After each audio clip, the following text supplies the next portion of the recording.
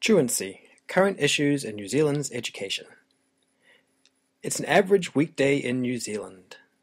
Expect sun, some rain, and 30,000 truancies across New Zealand.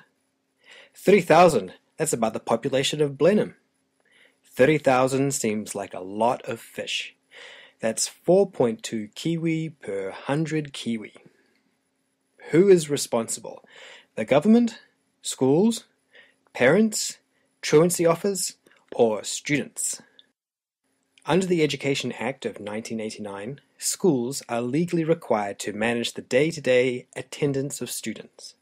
Under the Education Act of 1989, schools are required to take all responsible steps to ensure that children and young people who are required to attend school do so. It is the Ministry's expectation that as a minimum all schools will attempt to contact the parents or caregivers of a non-attending student every day that the student is absent without justification. B. Maintain a record of all such attempts and include the results and outcomes. C. Attempt to meet with the parents or caregivers if unjustified absences are not explained to the satisfaction of the school. In general, it is also expected that schools' attendance management arrangements will include measures to a.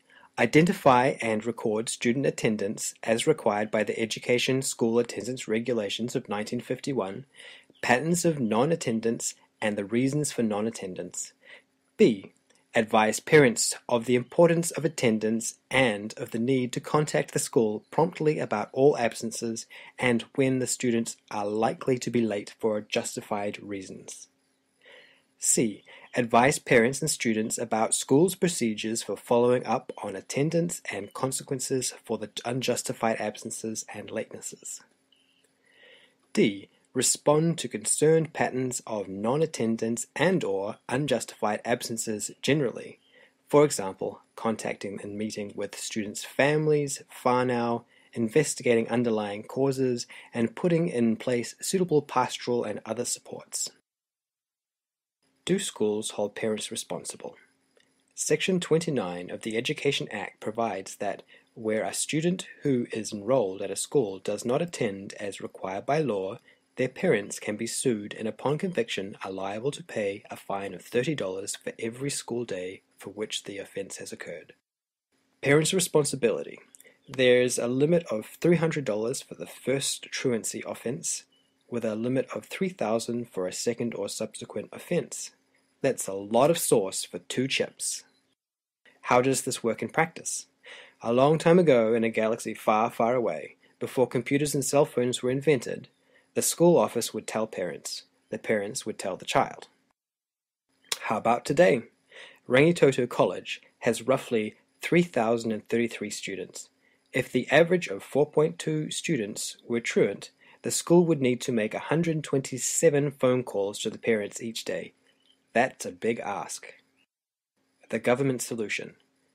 Truancy busting computer systems and district truancy services.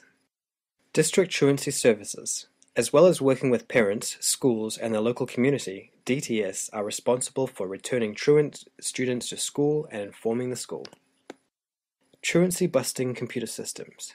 The Education Ministry has selected 2 New Zealand firms and a company from Australia to supply schools with truancy busting computer systems, which will send text messages and emails or voice calls to parents asking them to explain their child's absence. How much will it cost? The Ministry will spend $1.4 million this year subsidizing the setup and costs of truancy-busting computer systems, which will be supplied by Christchurch company School Links, Auckland firm TechStream, and MGM Wireless in Australia. District Truancy Services. The government has allotted $4.5 million for 89 district truancy officers. Making the difference.